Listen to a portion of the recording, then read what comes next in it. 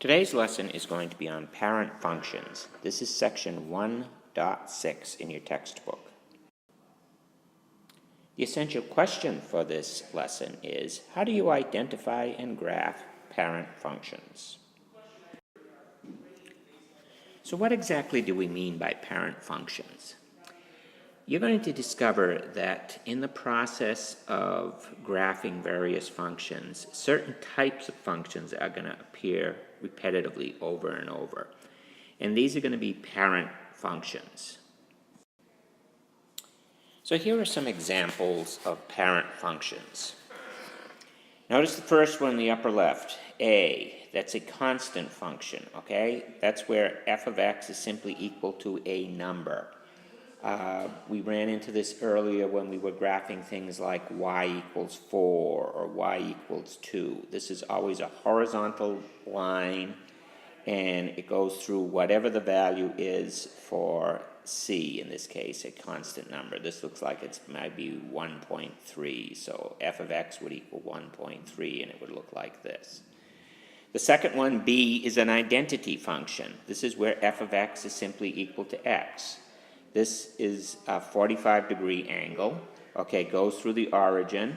Then for every value of x, it's equal to the corresponding value of y. So if x equals 1, y equals 1. If x equals 2, y equals 2.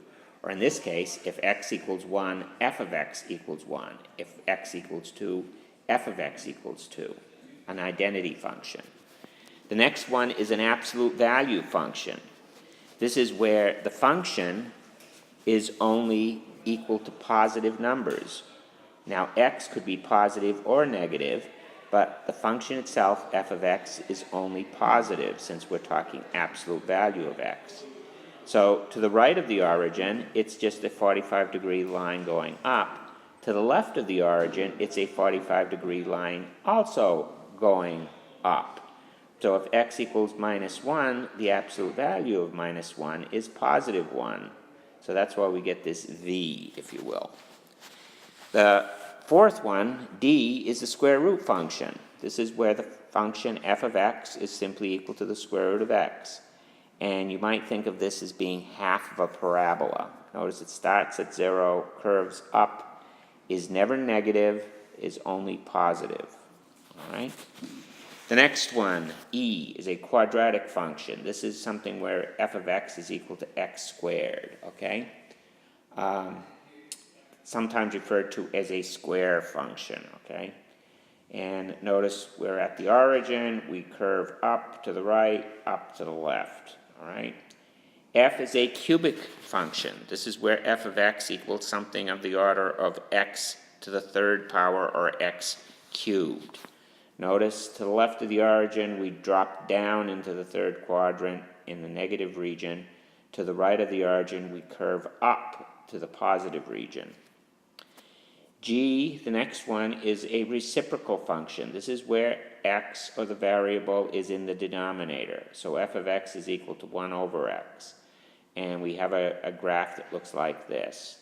We'll be talking about this later in terms of asymptotes. In this particular case, the y-axis is an asymptote, but don't worry about it right now. H, we're not going to talk too much about this, but just be aware this is a step function, okay? And we have this double bracket around the x. And what this double bracket indicates, it's the greatest integer less than or equal to x, okay? So the greatest integer less than or equal to x, and the result is this step function. Now notice, we have open circles and closed circles, all right? The open circle means the function is not equal to that value. The closed circle means that it is. So notice, this is a function, because at x equals minus 2, the value of the function is not minus 3, but instead it's minus 2.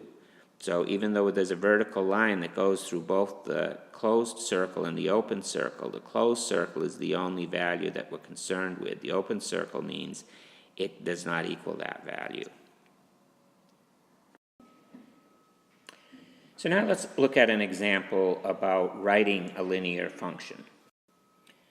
Let's say we were asked to write the linear function f, for which f of 1 is equal to 3 and f of 4 is equal to 0. Well, this is very similar to work we were doing earlier. You can think of the f as being the y value, okay? So f of 1 equals 3 is basically saying this is the point 1, comma 3. It's the point where x equals 1 and y equals 3. And f of 4 equals 0 is simply the point 4, comma 0, where x is equal to 4 and y is equal to 0. And at this point, we proceed the same way as we did before, finding the slope between these 2 points, and then we could use the point-slope form of the equation, or if we wish, we could take and use the slope-intercept form. So let's see how this would work. So calculating the slope, you simply get 0 minus 3 over 4 minus 1, or minus 3 over plus 3, which is minus 1. So therefore, you know your slope is minus 1. Now, if we take the point-slope form of the equation, so plugging into the point-slope form and picking one of the points, specifically the point 4, comma 0, I get y minus 0 equals m, which in this case is minus 1, times parentheses x minus 4. And if I were to simplify that, I would get...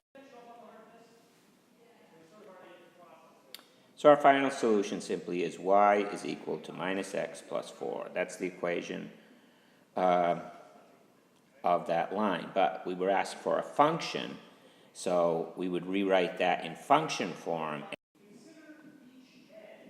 And it would read f of x is equal to minus x plus 4.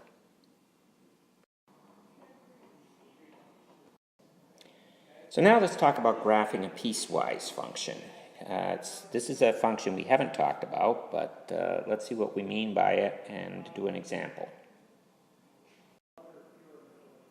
So for our example, we're going to be asked to sketch the graph of f of x. Now, f of x can be 2 different things depending on what the value of x is.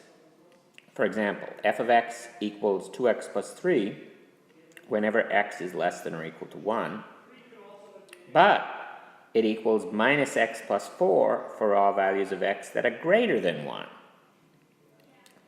So this it should become apparent here that at x equals 1, we're going to have a discontinuity in this function. So let's start with the first half of this function. So we know that f of x is equal to 2x plus 3 for all values of x less than or equal to 1. So what does this function equal at x equals 1? Well, if we plug in 1, we get 2 times 1, which is 2, plus 3, which is 5. So at x equals 1, the function equals 5. And we represent that by a closed dot because we know that at x equals 1, f of x equals 5. Well, what is the y-intercept? If I look at the y-intercept, that's where x equals 0. Well, if I plug in x equals 0, f of x simply equals 3. So our graph for this portion of the function is going to look somewhat like this. So now if we look at the second half of this function, it says that f of x is equal to minus x plus 4 for all values greater than 1. Well, if x were equal to 1, our value of the function would be what? It would be plus 3. However, it can't equal 1, so therefore we know that at x equals 1, f of x equals 3 is an open circle. So if I graph this portion, I'll have an open circle at x equals 1, f of x equals 3. But then I go down from there to the right. So as you can see, at x equals 1, there's a discontinuity. We have a closed circle as part of 2x plus 3, but we have an open circle as part of minus x plus 4. And this agrees with what we were given. So this is referred to as a piecewise function. There's 2 pieces to this function. All right, now I'd like you to write the piecewise function for the graph shown below and post your answer in the Dropbox.